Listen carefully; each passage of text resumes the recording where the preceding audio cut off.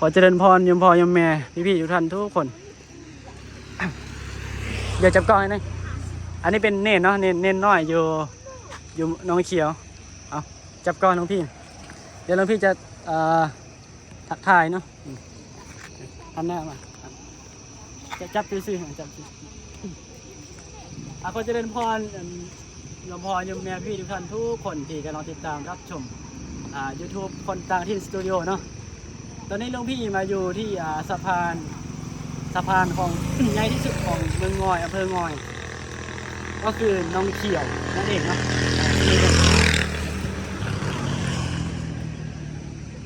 บรรยากาศตอน6 โมงเย็นเนาะยมพ่อยมแม่สมัยพุ่นอันนี้ก็จะเป็นตอนนี้หลวงพี่อยู่บนสะพานนะยมพ่อยมแม่สะพานถ่ายด้วยอันนี้จะเป็นภูเนาะเป็นเขาที่สูงที่สุดจะว่าได้ของมันไม่ว่าจะยังพยมพ่อยเมียมันเป็นเขาแบบระวางซองเขามาจุกันเห็นบ่ประมาณนี้ยมพ่อยเมียอันนี้ก็จะเป็นถนนเนาะถนนมันเป็นสะพานเนี่ยถนนอันนี้จะเป็นหมู่บ้านหนึ่งอันนี้เป็นบ้านยังอันนี้จะเป็นบ้านน้องเขียวเนาะยมพ่อยเมียแต่ว่ามันอยู่อำเภอง่อยอยู่ในอำเภอเลยนะโอเคเดี๋ยวหลวงพี่กับ มาเนาะก็ได้เจอนักเรียนเนาะยมพ่อยมแม่นักเรียนหน่อยอันนี้จะเป็นภูเขาเนาะภูเขาที่สูงเลยก็จุลงดินนะก็พอดีซองแม่น้ำเนาะก็คืออันนี้เป็นแม่น้ำอู้เห็นปะน้ำอู้เนาะอ๋อน้ำอู้แม่น้ำอู้อยากได้ถ่ายรีวิวบรรยากาศเดี๋ยวเขาเรียกพูดไทยอีกทีนะรู้สึกว่าพูดไทยปนลาวทุกที อันนี้ก็จะเป็นโยมเนาะโยมน้องกับร้านเนาะร้านชื่อฝนอายุ12 ปีเรียนอยู่ชั้นปีที่2ก็คือม2ส่วนนี้ก็จะเป็นรถจักรยานเนาะรถไฟฟ้าเนาะ โมเมนอันนี้คือซิตี้เนี่ยช่วยเลยจะสวัสดีนะแม่เวลาเห็นกล้องจะสิเฮ็ดคืออันนี้คือพระพุทธรูปอะไรเด้หนึ่งอันนี้ก็ทักทายสวัสดี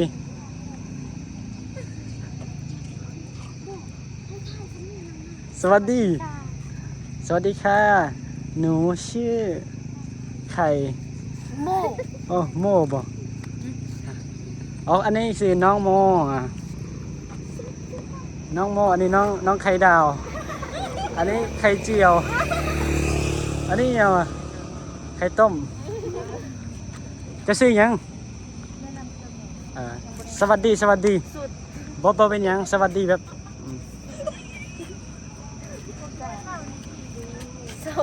โอเคสวัสดี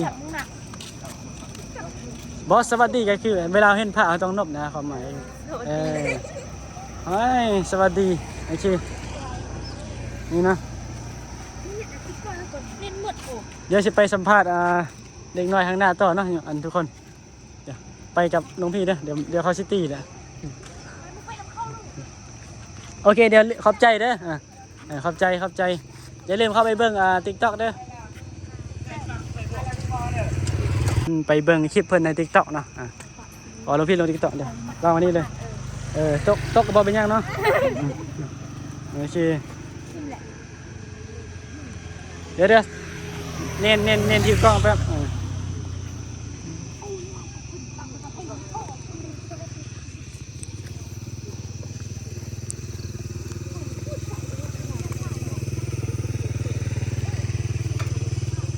อันนี้จะให้เขาไปเบิ่งเนาะคลิปของเล็กน้อยไทย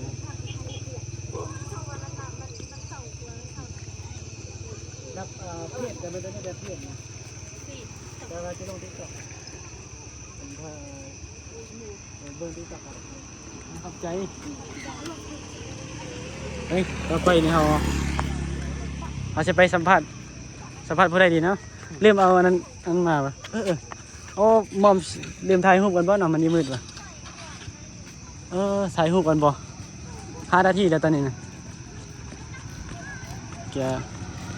อันนี้เนาะสบายดีมั้ยเนาะบ่สบายดีกันเลยเนาะเห็นบ่อันนี้ก็จะเป็นบอนพักเนาะเรือมีเรือซึ่งเข้าไปกันแสดงว่าแม่น้ำมันไหลเข้ามาเห็นบ่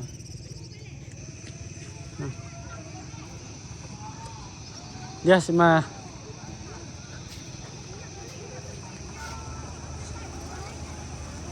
เห็นบ่บรรยากาศตอนแรกเนาะทำอะไรเฮ็ดยังอยู่ฮะเฮ็ดยังชื่อยังชื่ออะไรยูเล่ว้ายูเล่สเปนลิสพูดอังกฤษได้ไหมภาษาพูดอ๋อ my god ไม่เป็นไรผมไม่แคร์ว่าจะแกสิประมาณนี้เนาะยมพ่อยมแม่ถ่ายภาพบรรยากาศให้เบิ่งเดี๋ยวให้เน้นทิวกล้องกันเน้นดาวบ่สิ่งอย่างลืมเน้นซ้ำไม่เน้นดาวเนาะเดี๋ยวทิวกล้องน้องพี่นะมันคือบ่โฟกัสว่ะโอเคมากับหลวงพี่เนาะมากับหลวงพี่เดี๋ยวหลวงพี่จะปิดคลิปก่อนก่อนที่เพราะว่ามันสิฮอต10 นาทีแล้วเพราะว่ามันสิยาวเนาะมื้อนี้สิถ่ายเดี๋ยวหันมาฟังนี่ซะเพราะว่ามันจะได้ชมได้เบิ่งมันจังมาหันมานี่ไอ้ก็พอปิดคลิปไว้เพียงเท่านี้นะยังพอยังไงเจอกันคลิปต่อไปก็คืออาจจะเป็นมื้ออื่นเนาะเพราะว่ามื้อนี้มันน่าจะบ่มีมองถ่ายแล้วมันค่ำแล้ว